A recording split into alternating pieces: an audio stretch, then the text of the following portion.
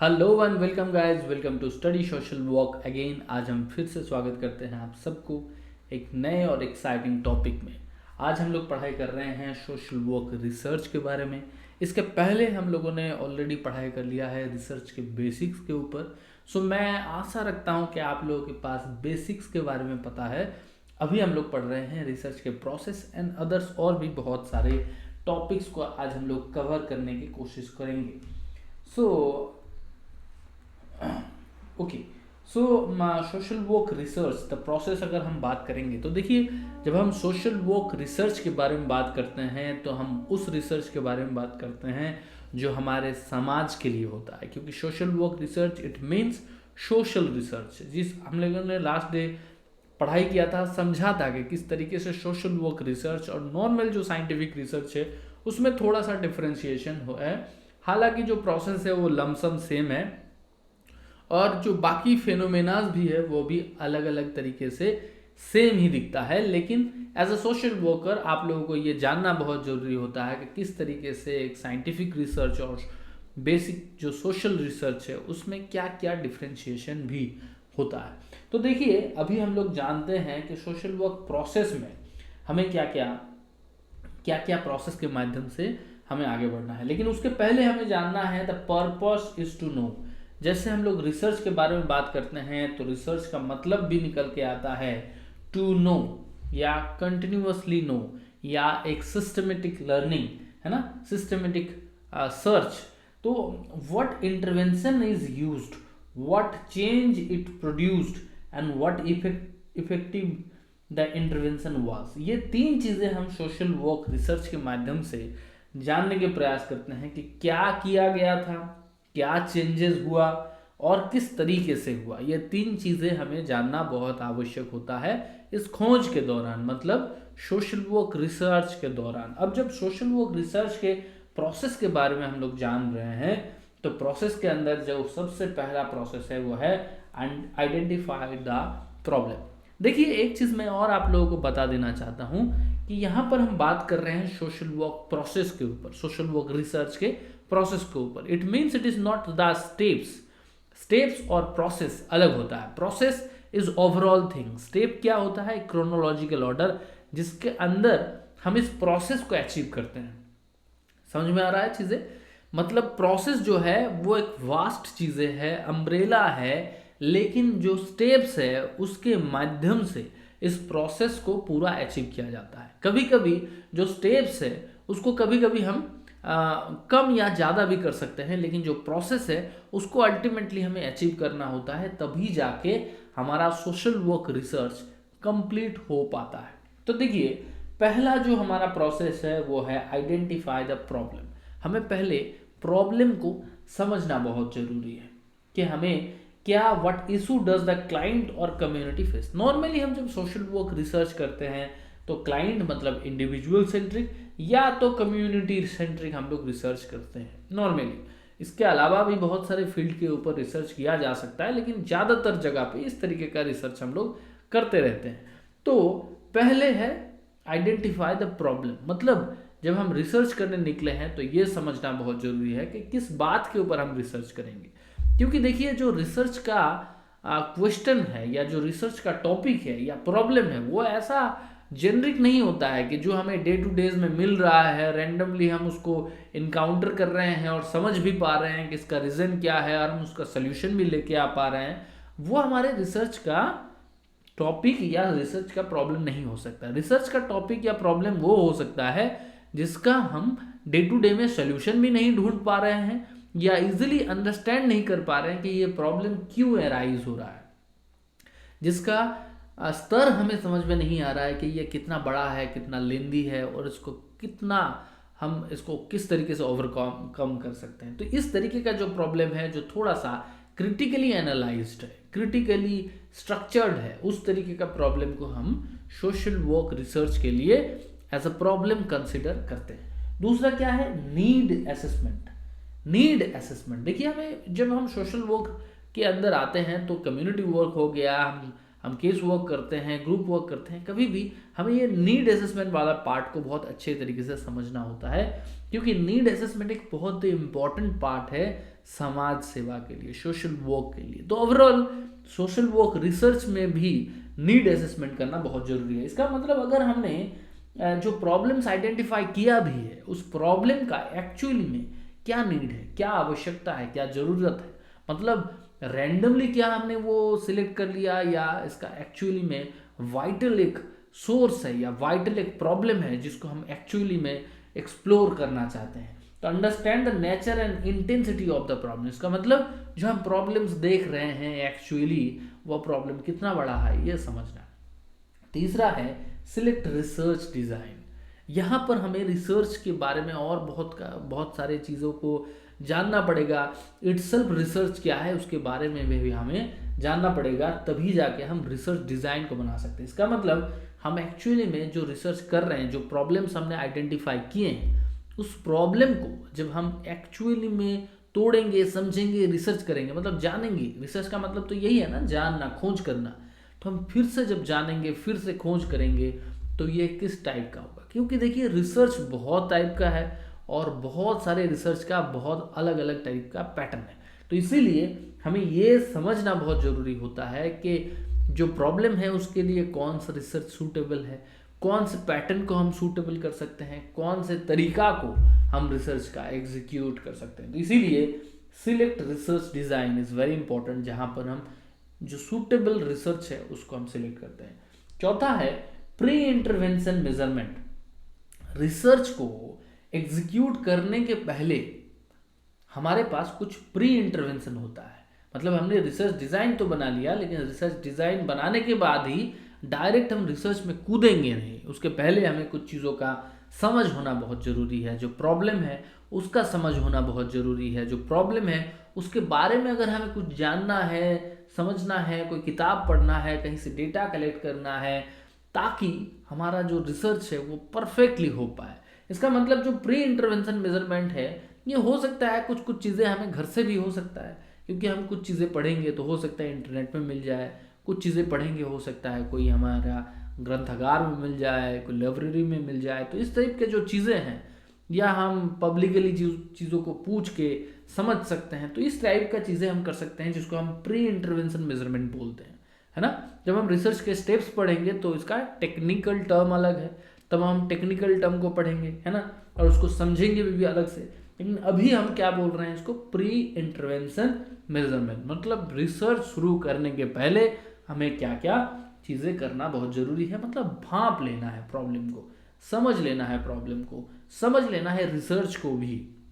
तो ये सारे चीज़, मतलब प्रॉब्लम को समझना, इक्वली जो रिसर्च आप करने वाले हैं उसके बारे में भी जानकारी लेना, ये दोनों चीज़ हमारा प्री इंटरवेंशन मेजरमेंट के अंदर आ जाता है। उसके बाद फिफ्थ जो है इंट्रोड्यूस इंटरवेंशन, मतलब आपने जो इंटरवेंशन डिज़ाइन किया है, आपने जो रिसर्च डिज़ाइन किया है, वो अभी आपका एग्जीक्यूट करने का टाइम है। और वो जो एग्जीक्यूट करने वाला काम है, ये इटसेल्फ एक रिसर्च का बहुत बड़ा प्रोसेस है और बहुत बड़ा स्टेप्स है। उसको हम भी धीरे धीरे समझेंगे। मतलब यहाँ तक हम क्या कर रहे हैं, यहाँ पर नीड असेसमेंट कर लिए थे और उसके बाद डिज़ाइन बना लिए थे, अच्छी बात है। फिर प्री इंटरवेंशन मेजरमेंट भी हम लोगों ने कुछ ना कुछ सोच लिया, और उसके बाद इंट्रोड्यूस इंटरवेंशन, मतलब यहाँ से हम रिसर्च एक्चुअली में शुरू कर रहे हैं, रिसर्च को हम एग्जीक्यूट कर रहे हैं। और छठवा जो है एसेस इंटरवेंशन इफेक्ट, मतलब हमें ये समझना है कि जो हमने रिसर्च किया है उसका क्या बिफोर एंड आफ्टर रिजल्ट है, उसको समझ लेना। तो ये हमारा लमसम एक रिसर्च का प्रोसेस है, जिसके बारे में आप लोगों को जानना बहुत ज़रूरी है। इसके बारे में आप लोगों के पास समझ होना बहुत ज़रूरी है, क्योंकि यहाँ से क्वेश्चन भी आता है। तो ये चीज़ आप लोगों को समझ रखना है। अच्छा, अब हमें ये समझना है कि हम जब सोशल वर्क में रिसर्च करते हैं तो हमें ये किस किस तरीके का अंडरस्टैंडिंग में हमें मदद करता है। तो पहला जो है intervention work and which do not, हमें क्या करना है, which intervention works and which do not. जब हम रिसर्च करते हैं तो हमें ये भी समझ में आ जाता है कि हमें किस तरह का काम करना चाहिए और क्या काम नहीं करना चाहिए। मतलब डू एंड डोंट वाला पार्ट हमें समझ में आता है। What problem social worker face in field, जब हम रिसर्च करने निकलेंगे, है ना, तो हमें एक्चुअली में समझ में आएगा कि सोशल वर्क में जब हम रिसर्च कर रहे हैं तो सोशल वर्कर्स क्या फील कर रहे हैं। अल्टीमेटली ये चीज़ बहुत नेग्लेक्टेड हो जाता है जब हम सोशल वर्क फील्ड को देखते हैं, सोशल वर्क इंटरवेंशन को देखते हैं, तो उसके ऊपर हमें बहुत ज़्यादा हम लोग नहीं अंडरस्टैंड कर पाते हैं कि एक्चुअली में प्रॉब्लम्स क्या क्या है, चैलेंजेस क्या क्या है, डे टू डे में जो वर्कर्स काम कर रहे हैं उनका क्या इश्यूज है। तो यहाँ पर जब हम रिसर्च करने निकलेंगे घर से तो एक्चुअली में हमें समझ में आएगा कि जो लोग काम कर रहे हैं, जो लोग सोशल वर्कर्स का रोल प्ले कर रहे हैं, वो लोग क्या क्या इश्यूज से अंदर जाते हैं। ठीक है, what to improve services programmes and policies. और जब हम रिसर्च को करेंगे तो हमारे पास ये भी एक अंडरस्टैंडिंग डेवलप होगा कि हमें इन फ्यूचर किस किस तरीके का पॉलिसीज लाना चाहिए ताकि हम समाज को और बेटर बना सकें। देखिए, एक रिसर्च का ये बहुत ही बड़ा और अहम मुद्दा है कि हमें अल्टीमेटली क्या इंटरवेंशन सोसाइटी में आ सकता है for the benefit of overall people, है ना, कि लोगों का मंगल कारक करने के लिए, मंगल काम करने के लिए, लोगों का हेल्प करने के लिए हमें क्या और इम्प्रूव करना है। जब हम यही चीज़ सोशल वर्क में करते हैं, प्रोफेशनली करते हैं, तो हम कोशिश करते हैं इसको सस्टेनेबल बनाने के लिए, है ना, जो लंबा चले। जब हम लंबा का बात करते हैं तो वहाँ पर हमारा इन्वॉल्वमेंट हो जाता है किसके ऊपर, पॉलिसीज के ऊपर और स्कीम्स के ऊपर, प्रोजेक्ट्स के ऊपर, प्लानिंग के ऊपर। क्योंकि ये सारे चीज़ जब हम डेवलप करते हैं सोसाइटी के अंदर, ये सर्विसेज जब हम डेवलप करते हैं तो अल्टीमेटली ये लंबा हमें हेल्प करता है। जो हमने पॉलिसीज, जो हमने स्कीम्स, प्रोजेक्ट्स, ये सारे बात बताए, ये क्या है कि हमारा इंटरवेंशन के माध्यम से हमें ये पता चल रहा है, इस रिसर्च के माध्यम से हमें ये पता चल रहा है कि समाज में कमी कहाँ है, समाज में दिक्कतें कहाँ हैं और इस दिक्कत को किस तरीके से सॉल्व किया जा सकता है। ओके, और इसके लिए हम क्या कर रहे हैं, गवर्नमेंट को सुझाव दे रहे हैं ताकि गवर्नमेंट सस्टेनेबल कोई सोल्यूशन बनाए, या हम लोग खुद भी सोसाइटी के लिए कोई ना कोई प्लानिंग बना रहे हैं ताकि सोसाइटी में जो डे टू डेज में लोगों का लाइफ है उसका क्वालिटी इंप्रूव हो जाए। तो यही चीज़ है, ये सारे चीज़ रिसर्च के माध्यम से हमें पता चलता है, आगे बढ़ता है चीज़ें। अब देखो, सोशल वर्क में जब हम रिसर्च करते हैं तो बहुत सारे बेनिफिट है, जैसे एक नॉलेज बढ़ना। हम जब सोशल वर्क में रिसर्च करेंगे तो नॉलेज डेवलप होगा, effectiveness of the practice develop होगा।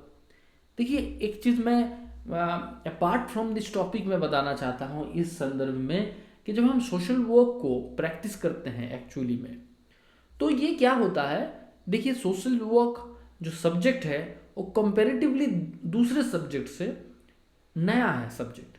और तीसरा जो है, ये सब्जेक्ट जो है बहुत मिक्स मैच वाला सब्जेक्ट है। इसमें साइकोलॉजी भी घुसा हुआ है, इसमें सोशियोलॉजी भी घुसा हुआ है, कुछ कुछ पॉलिटिकल चीज़ें घुसा हुआ है, कम्युनिकेशन घुसा हुआ है, साहित्य है, हिस्ट्री है, बहुत सारी चीज़ें, कॉन्स्टिट्यूशन है, लॉज है ना, ये बहुत सारी चीज़ों को लेके एक साथ में एक कंप्लीट पैकेज बना के हम लोगों को दे दिया गया है कि चलो इसको सीखो और अप्लाई करो। अच्छी बात है, हम लोग करते भी हैं। लेकिन प्रॉब्लम ये है कि जब हम करते हैं तो जब हम सब्जेक्ट को इतना अच्छे तरीके से नहीं समझ पाते हैं या उसका इंटरवेंशन प्रॉपर तरीके से नहीं कर पाते हैं, तो हमें ये समझ में नहीं आता है कि किस तरीके से और प्रैक्टिस को बेहतर किया जा सकता है। क्योंकि हमारे पास एक्सपीरियंस कम है सोशल वर्क में, बाकी सारे सब्जेक्ट में बहुत ज़्यादा है, बहुत पुराना सब्जेक्ट है, तो हमारे पास एक्सपीरियंस कम होने के कारण से क्या होता है, नॉलेज के गैप बन जाता है। तो जब हम रिसर्च करते हैं तो हमारे पास ये समझ में आता है कि कौन सा प्रैक्टिस बेहतर है। ये समझिए, सॉल्यूशन का बात नहीं कर रहा हूँ मैं, कौन सा प्रैक्टिस बेहतर है। मतलब जो हम लोग आज पॉलिसी, जो हम लोग प्रिंसिपल्स पढ़ते हैं सोशल वर्क का, तो जो प्रिंसिपल दिया गया है ये क्या है, ultimately this are also part of research. कभी ना कभी लोग उसको प्रैक्टिस किए हैं, बेहतर रिजल्ट पाए हैं और वो रिसर्च का पार्ट बन गया, और फिर हमें एक प्रिंसिपल, सेट ऑफ प्रिंसिपल दिया गया है कि इसको आप इस्तेमाल करो, इस्तेमाल करने के बाद आपको बेहतर रिजल्ट निकलेगा, है ना। तो इसी तरीके से यहाँ पर भी हम जब रिसर्च करते हैं तो हमें ये समझ में आता है कि हमारा जो प्रैक्टिस है वो किस तरीके से और बेहतर हो सकता है, हमारा प्रैक्टिस जो है वो किस तरीके से और बढ़िया हो सकता है, एग्जैक्ट हो सकता है और सूटेबल हो सकता है लोगों के लिए। तो ये हमारे लिए एक बहुत ही इंपॉर्टेंट बेनिफिट है सोशल वर्क रिसर्च का, है ना। तीसरा है कि इवैल्यूएट एजेंसीज एंड प्रोग्राम्स हमें ये समझ में आता है कि जो लोग प्रोग्राम चला रहे हैं, जो संस्था प्रोग्राम चला रहे हैं, जो स्कीमें चला रहे हैं, जो प्रोजेक्ट्स चल रहा है, उसका इफेक्टिवनेस क्या होता है, क्योंकि हम उसके ऊपर भी तो रिसर्च करते हैं ना। मान के चलिए कोई एक हम XYZ नाम का एक कोई प्रोजेक्ट है जो रन हो रहा है, तो हम अल्टीमेटली उसको भी तो कभी ना कभी रिसर्च करेंगे कि ये जो प्रोजेक्ट चल रहा है, ये जो स्कीम चल रहा है, ये इसका इफेक्टिवनेस क्या है, ये एक्चुअली में सिर्फ वर्डिंग है कि चल रहा है या एक्चुअली इसका कुछ इम्पैक्ट है। तो तब पता चलेगा जब हम उसको इवेल्युएट करेंगे, जब हम एक्चुअली में उसको एसेस करेंगे, समझने के प्रयास करेंगे। तो थ्रू रिसर्च हमें ये भी समझ में आता है कि जो एजेंसीज काम कर रहे हैं सोशल वर्क के लिए, जो स्कीम्स प्रोजेक्ट्स जो चल रहा है, जो पॉलिसीज बन रहा है, उसका इफेक्टिवनेस क्या है, उसका एक्चुअली में एंड रिजल्ट क्या है, आउटकम क्या है, इस तरीके का चीज़ें हमें समझ में आता है। हेल्प्स इन डिसीजन मेकिंग, हमें पता चलता है कि कौन सा राइट और कौन सा रॉन्ग है, और जब पता चल जाता है राइट रॉन्ग क्या है, तो हम बेहतर रिजल्ट ले सकते हैं, बेहतर डिसीजन मेकिंग कर सकते हैं। सपोर्ट एविडेंट बेस्ड प्रैक्टिस, और जब हम रिसर्च करते हैं तो हम क्या करते हैं, एक्चुअली में हम हवा में बात नहीं करते, हम लॉजिक के साथ बात करते हैं, और उसके लिए हमारे पास हाथ में एविडेंस रहता है कि देखो भाई ये है लॉजिक, और इसके बेसिस में हमने रिजल्ट लिया, और इसका रिसर्च का रिजल्ट ये है। तो अल्टीमेटली ये जो रिसर्च के बारे में हम बात कर रहे हैं, तो ये रिसर्च प्रैक्टिस भी एक एविडेंट बेस्ड प्रैक्टिस है, जिसके माध्यम से हम ये स्टेटमेंट लेते हैं, इसके माध्यम से हम ये सोल्यूशन में पहुंचते हैं कि भाई एविडेंट बेस्ड प्रैक्टिस ज़्यादा बेहतर है ना। एक होता है एक्सपीरियंस बेस्ड प्रैक्टिस, जो हमें अच्छा लग रहा है, हम लर्निंग करते करते जो सीखे उसको हम प्रैक्टिस कर रहे हैं, एक्सपीरियंस बेस्ड। और एक है एविडेंट बेस्ड, मतलब बहुत लोगों ने प्रैक्टिस किया और उन लोगों का जो काम है उसके ऊपर रिसर्च हुआ, और रिसर्च होने के बाद हमें समझ में आया कि कौन सा प्रैक्टिस ज़्यादा बेहतर है, कौन सा प्रैक्टिस ज़्यादा सूटेबल है। तो जो हमारे एक्सपीरियंस से आता है वो मैन टू मैन वेरी करता है, कि मैंने प्रैक्टिस किया, जो मेरा एक्सपीरियंस है, हो सकता है मेरा अच्छा एक्सपीरियंस था, तो मैंने भी उस चीज़ को, उस काम को अच्छा सोच लिया। लेकिन ये सबके लिए सेम नहीं है, स्किल अलग अलग है, कैपेसिटी अलग अलग है, माइंडसेट अलग अलग है, सिचुएशन अलग अलग है। तो इसीलिए जब हम सोशल वर्क रिसर्च करते हैं, तो जब हम एविडेंस बेस्ड प्रैक्टिस के तरफ जाते हैं, इसका मतलब बहुत सारे लोगों का एविडेंस लेते हैं, बहुत सारे लोगों का प्रैक्टिस को हम समझने के प्रयास करते हैं, तब जाके हम अल्टीमेटली सोल्यूशन लेते हैं कि क्या होना चाहिए, क्या नहीं होना चाहिए। तो ये सारे चीज़ सोशल वर्क के लिए अल्टीमेटली एक बेनिफिट क्रिएट करके देता है। एक बेनिफिट है, लिस्ट ऑफ बेनिफिट है सोशल वर्क रिसर्च का, कि क्या क्या हमें अच्छा रिजल्ट निकल के आता है रिसर्च के माध्यम। रिसर्च क्यों करना चाहिए, ठीक है।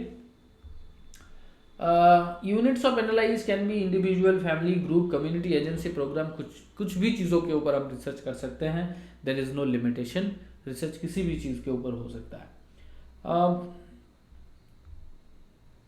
यस, ये हमने एक बार थोड़ा सा मैं बता देता हूँ, scope of social work research. Scope of social work research में हम क्या करते हैं, नॉर्मली मतलब हम क्या करते हैं रिसर्च के अंदर। तो पहला एजम्पशन नॉलेज क्रिएट करते हैं, उसके बाद उस एजम्पशन के बेसिस पे हम हाइपोथेसिस क्रिएट करते हैं, और फिर टेस्टेड नॉलेज, मतलब हाइपोथेसिस को टेस्ट करके हम समझने के प्रयास करते हैं। तो अल्टीमेटली देखिए, ये scope of social work research में हमें ये स्कोप क्रिएट करके देता है कि हमें कहाँ कहाँ काम करना है।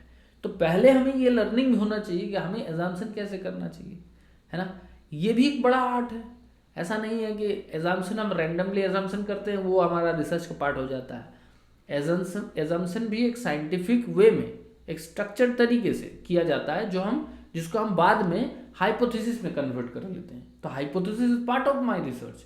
तो अगर मेरा hypothesis part of my research है, तो अल्टीमेटली जो मेरा एजम्पशन है वो भी बहुत बढ़िया स्ट्रक्चर्ड वे में होना चाहिए, नहीं तो वो कैसे मेरा पार्ट ऑफ रिसर्च बन जाएगा, है ना। और तीसरा जो है टेस्टेड नॉलेज, कि जब मैं हाइपोथेसिस मैंने बनाया, फिर रिसर्च किया और उसको टेस्ट करके समझने के प्रयास किया कि मेरा जो हाइपोथेसिस है वो सही जा रहा है कि गलत जा रहा है, मेरा जो एजम्पशन था वो सही था कि गलत था। तो अल्टीमेटली हमारे पास, या जो लोग रिसर्च कर रहे हैं सोशल वर्क में, उन लोगों के लिए एक बड़ा स्कोप बन जाता है अच्छा हाइपोथेसिस को डेवलप करने के लिए, अच्छा एजम्पशन को डेवलप करने के लिए। तो ये अल्टीमेटली एक बड़ा अच्छा प्रैक्टिस सेट कर देता है कि हमें किस तरीके से सोचना है, हमें किस तरीके से माइंडसेट को बनाना है, हमारा दृष्टिकोण कैसा होना चाहिए, हमारा माइंड ऑफ कांटेक्ट कैसा होना चाहिए सोसाइटी के ऊपर, है ना। तो ये सारे चीज़ हमें ultimately scope of social work research के माध्यम से डेवलप करके देता है। अच्छा, गोल एंड लिमिटेशन को हम पहले समझ लेते हैं, एक बार इसको भी पढ़ लेते हैं, ठीक है। तो अगर हम गोल के बारे में पढ़ेंगे तो गोल का पहला गोल है इम्प्रूव सोशल वर्क प्रैक्टिस। जब हम ज़्यादा सोशल वर्क रिसर्च करेंगे तो अल्टीमेटली हमारे प्रैक्टिस में एविडेंस बेस्ड प्रैक्टिस डेवलप होगा। तो ये प्रैक्टिस क्या होगा, बढ़िया प्रैक्टिस होगा, अच्छाई की तरफ जाएगा, लॉजिकल होगा, है ना। Understand the effectiveness of the intervention. जब हम रिसर्च करेंगे तभी जाके हम कैपेबल हो पाएंगे ये समझने के लिए कि जो हमने किया था उसका इफेक्ट क्या था, क्योंकि उसके ऊपर भी तो रिसर्च होगा, है ना। तो अल्टीमेटली जो भी हम काम कर रहे हैं, मतलब हम जो इनपुट दे रहे हैं, है ना, तो उसका क्या आउटकम निकल रहा है, उसका क्या रिजल्ट निकल रहा है, वो किस तरीके से हमारे सोसाइटी के ऊपर कनेक्टेड है, इसका अंडरस्टैंडिंग भी डेवलप होता है थ्रू रिसर्च। तो ये हमारे लिए एक गोल है, उद्देश्य है कि जब हम सोशल वर्क रिसर्च करेंगे तो अल्टीमेटली क्या करेंगे, हमारे प्रैक्टिस को और बेहतर बनाएंगे, एविडेंट बेस्ड बनाएंगे। दूसरा है कि जो भी हम काम कर रहे हैं उसका इफेक्टिवनेस भी चेक करेंगे। अदरवाइज क्या होगा, सिर्फ काम होता रहेगा, उसका कोई असेसमेंट नहीं होगा कि अल्टीमेटली ये हमारे फील्ड के ऊपर, ये हमारे कम्युनिटी के ऊपर, ये हमारे सोसाइटी के ऊपर क्या इम्प्रूवमेंट ला रहा है, कुछ हो भी रहा है कि नहीं हो रहा है ना। तीसरा है डेवलप थ्योरीज एंड मॉडल्स। जितना ज़्यादा रिसर्च होगा उतना ज़्यादा थ्योरीज बनेगा, उतना ज़्यादा मॉडल्स बनेगा और लोगों के लिए उसका एप्लीकेशन और ज़्यादा बेहतर और डाइवर्स हो जाएगा। ऑप्शन जब बढ़ेगा, हमारे पास थ्योरीज कम है, हमारे पास मॉडल्स कम है, तो जितना ज़्यादा रिसर्च होगा तो धीरे धीरे धीरे धीरे थ्योरीज बढ़ता जाएगा ना, मॉडल्स भी बढ़ता जाएगा ना। तो जब ज़्यादा होगा तो लोगों के पास डाइवर्सिटी होगा, फ्लेक्सिबिलिटी होगा, है ना। सोशल वर्क प्रैक्टिस अल्टीमेटली और बेहतर बनेगा। Support practitioners with evidence. घूम फिर के वही बात किया जा रहा है कि भाई जो प्रैक्टिस होगा वो और ज़्यादा ट्रांसपेरेंट और साइंटिफिक होगा, है ना। Enhance professional skill, yes obviously कि जब हम सोशल वर्क रिसर्च को करेंगे, ज़्यादा से ज़्यादा करेंगे, तो हमारे अल्टीमेटली प्रोफेशनलिज्म बढ़ेगा कि हम समझने के सिर्फ काम नहीं कर रहे हैं वहाँ पर, अल्टीमेटली काम होने के बाद उसके ऊपर रिसर्च भी हो रहा है कि काम कैसा हुआ था, काम सही में काम था या बकवास था, काम सही में काम था या सिर्फ दिखावा था। समझ में आ रहा है।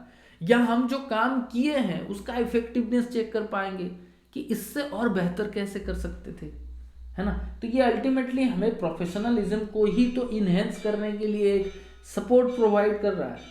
इक्वली जब हम सोशल वर्क रिसर्च करते हैं तो जैसा कि हम सोशल वर्क कर रहे हैं तो सोशल वर्क में हमें लिमिटेशन देखने को मिलता है ना। ये जैसे कि हमने पहले पढ़ा है कि social work research is also scientific research, लेकिन हम सोशल वर्क रिसर्च को साइंटिफिक रिसर्च से थोड़ा बहुत वेरिएट भी करके दे रहे हैं, क्योंकि यहाँ आर्ट का भी इन्वॉल्वमेंट है और साइंस का भी इन्वॉल्वमेंट है। तो इक्वली इसी कारण से, और जो सोशल वर्क है, जो फील्ड है, उसमें और बहुत सारे डाइवर्सिटी है, जैसे ह्यूमन साइकोलॉजी को लेके काम करना, ह्यूमन बिहेवियर को लेके काम करना, और उसमें बहुत सारे लिमिटेशंस है। तो इस चक्कर में क्या हो रहा है, अल्टीमेटली जो सोशल वर्क रिसर्च है वो कभी कभी स्टैंडर्ड नहीं हो पा रहा है, खरा नहीं उतर पा रहा है। समझ पा रहे हैं। तब होगा ना जब वेरिएबल्स जो है वो स्टैटिक रहेगा। हमारे सोशल वर्क में जो वेरिएबल्स है वो स्टैटिक नहीं हो पा रहा है, कभी कभी वो चेंजेबल है। ये पढ़ेंगे तो और अच्छे तरीके से समझेंगे। Mostly micro level works, individual, group, community. देखो जो हम सोशल वर्क रिसर्च कर रहे हैं तो हम बात कर रहे हैं समाज के ऊपर, ओवरऑल प्रॉब्लम्स के ऊपर, लेकिन ज़्यादातर रिसर्च कहाँ हो रहा है समाज सेवा में? रिसर्च हो रहा है individual based, group based, community based. तो जो ओवरऑल प्रॉब्लम है सोसाइटल डेवलपमेंट के लिए वो कहीं ना कहीं पर छूट जा रहा है। तो ये एक बड़ा लिमिटेशंस है हमारे सोशल वर्क के लिए। समझ में आ गया आपको? एक लिमिटेशन ये हो गया कि हम बात कर रहे हैं समाज के प्रॉब्लम को सोल्यूशन करने के लिए। हालांकि इंडिविजुअल का प्रॉब्लम, ग्रुप का प्रॉब्लम, कम्युनिटी का प्रॉब्लम भी सोसाइटी का प्रॉब्लम है, लेकिन इससे बढ़ के भी कुछ प्रॉब्लम्स ऐसा भी है ना जो कोरली सोसाइटल है, जो कम्युनिटी और ग्रुप से बाहर है ना। तो इसीलिए मोस्टली माइक्रो लेवल वर्क होता है यहाँ पर। दूसरा है human behaviour is complex. Yes obviously हमारे जो बिहेवियर्स है वो कॉम्प्लेक्स है, और सोसाइटी में जो हम रिसर्च कर रहे हैं वो इंडिविजुअल सेंट्रिक है, ग्रुप सेंट्रिक है, कम्युनिटी सेंट्रिक है ज़्यादातर। और वहाँ पर ह्यूमन बिहेवियर एक बड़ा पार्ट है, बड़ा रोल प्ले कर रहा है, और ये चीज़ है बहुत कॉम्प्लेक्स। तो इसीलिए अल्टीमेटली सोशल वर्क रिसर्च जो है वो भी कॉम्प्लेक्स हो जा रहा है, बिकॉज ह्यूमन बिहेवियर के ऊपर हम काम कर रहे हैं, और वो itself human behaviour is complex and it is also related with societal problems. So for that reason हमारे ओवरऑल जो सोसाइटल रिसर्च है, सोशल वर्क रिसर्च है, वो कॉम्प्लेक्स बन जा रहा है। और जब कॉम्प्लेक्स बन जाएगा तो हमारे पास लिमिटेशन क्रिएट हो जाएगा, है ना। तो ये दूसरा एक प्रॉब्लम है। तीसरा, many studies rely on inductive reasoning. Inductive reasoning क्या है? इंडक्टिव रीजनिंग तब होता है जब हम क्या करते हैं, बहुत सारे असेसमेंट कर लिए, बहुत सारे रिसर्च कर लिया, और उसके बेसिस पे हमने क्या किया, कोई थ्योरी को डेवलप किया जो जनरलाइज्ड हो गया, है ना। लेकिन नॉर्मली क्या हो रहा है, यहाँ पर हम जो रिसर्च कर रहे हैं वो 2-4 केसेस को ही देख रहे हैं, 2-4 केसेस को देख रहे हैं, और उसके बेसिस पे हम मान के चलिए कोई थ्योरीज बना दिए। अब ये थ्योरीज दूसरे जगह कभी कभी काम नहीं करता है। क्यों नहीं कर रहा है? क्योंकि हमारे रिसर्च है ह्यूमन बिहेवियर के ऊपर, क्योंकि it is related with group work, community work, case work. जब हम केस वर्क के या case centric, group centric, individual centric, community centric की तो रिसर्च कर रहे हैं, और जब हम इस तरीके का रिसर्च कर रहे हैं तो अल्टीमेटली ये क्या है, ये हमारा अल्टीमेटली ह्यूमन बिहेवियर रिलेटेड है। अब कुछ केसेस को 2-4 केसेस देख के मैंने मान के चलिए कोई थ्योरी डेवलप किया, लेकिन वही थ्योरी दूसरे जगह पे अप्लाई नहीं हो रहा है, क्योंकि वहां पर ह्यूमन बिहेवियर चेंज हो जा रहा है, ह्यूमन बिहेवियर एनवायरमेंट सेंट्रिक हो रहा है। कभी कभी होता है ना कि आप आसाम से हो तो आपका ह्यूमन बिहेवियर अलग है, आपका बिहेवियर आपके उस एरिया के हिसाब से है। वहां पर बहुत सारे चीज को जो सही बोला जाता है, हो सकता है दिल्ली के लोग उसको सही ना बोले, गलत बोले। या आप इंडिया में जब हो तो जो चीज़ों को आप सही देखते हो सकता है इंडिया के बाहर के जो लोग हैं, दूसरे कंट्री के लोग हैं, वो लोग उस चीज़ को सही नहीं देखते हैं, या सही देखने के बावजूद भी माइंडसेट अलग अलग है, नज़रिया अलग अलग है। तो मैंने मान के चलिए वेस्ट बंगाल में, इन इंडिया वेस्ट बंगाल में मैंने कुछ रिसर्च किया, बहुत सारे केसेस को देखा, और मैंने मैंने यहाँ पर ये कर दिया, कोई एक फॉर्मेशन कर दिया, कोई एक मॉडल दे दिया कि ऐसा ही होता है ना, जनरलाइज कर दिया। लेकिन अल्टीमेटली वो चीज़ दूसरे जगह जाने के बाद, दूसरे कंट्री में जाने के बाद वो चीज़ एक्चुअल में अप्लाई नहीं हो रहा है। लेकिन अगर हम सोशल वर्क रिसर्च को साइंटिफिक रिसर्च बोलते हैं, तो साइंटिफिक रिसर्च का तो प्रिंसिपल है कि वो रेप्लिकेबल है, कि एक जगह पे मैं अगर रिसर्च किया, उसका रिजल्ट जो निकलेगा दूसरे जगह पे भी वही निकलेगा। लेकिन यहाँ नहीं निकल रहा है। समझ पा रहे हैं आप? ये कुछ केसेस में है, ऐसा हर केसेस में नहीं। ये जो लिमिटेशंस है ये एक्सेप्शनल है। तो इसीलिए मैं आप लोगों को ये चीज़ भी बता रहा हूँ कि किस तरीके से ये एक्सेप्शनल बन जा रहा है हमारे लिए, किस तरीके से ये लिमिटेशन बन जा रहा है हमारे लिए। तो ये चीज़ एक तरीके का प्रॉब्लम्स क्रिएट कर रहा है इंडक्टिव रीजनिंग के माध्यम से, ठीक है। और क्या है, controlled experiments are difficult in real life settings. कुछ ऐसा होता है जो हमारा कंट्रोल्ड लाइफ एक्सपेरिमेंट होता है, जहाँ पर हमारे वेरिएबल्स हमारे हाथ में रहता है, कंट्रोल्ड होता है, सब कुछ कंट्रोल में होता है, और उस हिसाब से हम रिसर्च करते हैं। ये सोशल वर्क रिसर्च में कभी कभी देखा जाता है, लेकिन वो आपके वहीं पर जो रिजल्ट निकल रहा है वो उसी रिसर्च, उसी बेनिफिशरीज, उसी टारगेट ग्रुप के लिए एप्लीकेबल है। दूसरे जगह पे वो एप्लीकेबल नहीं होता है जहाँ पर कंट्रोल्ड रिसर्च होता है, ठीक है ना। बाद में इसको बहुत डिटेल में पढ़ेंगे, कंट्रोल रिसर्च के ऊपर अगर टॉपिक होगा तब भी पढ़ लेंगे, नहीं भी होगा तब भी हम एक बार बात कर लेंगे। तो ये सारे चीज़ के लिए, ये सारे चीज़ हमारे सोशल वर्क रिसर्च के लिए एक लिमिटेशन क्रिएट करता है। तो हमने क्या क्या पढ़ा, लिमिटेशन पढ़ा, हमने गोल पढ़ा, है ना, और क्या पढ़ा, हमने स्कोप्स को पढ़ लिया, हमने बेनिफिट को पढ़ लिया, है ना, और साथ ही साथ हमने प्रोसेस को पढ़ लिया। तो this things have been done in this class. मुझे आशा है कि आप लोगों ने थोड़ा बहुत तो कुछ सीखा ही होगा, और जब मैं नोट्स दे दूंगा तो और बेहतर तरीके से आप लोग सीख जाएंगे। मेरा नाम है पतित पावन मुखर्जी। आप लोग देखते रहिए स्टडी सोशल वर्क और सीखते रहिए social work. Thank you so much. जय हिंद, जय भारत। आप अपना ख्याल रखिए, मैं भी अपना ख्याल रखता हूँ, और हम दोनों को दूसरे का भी ख्याल रखना है। Thank you so much.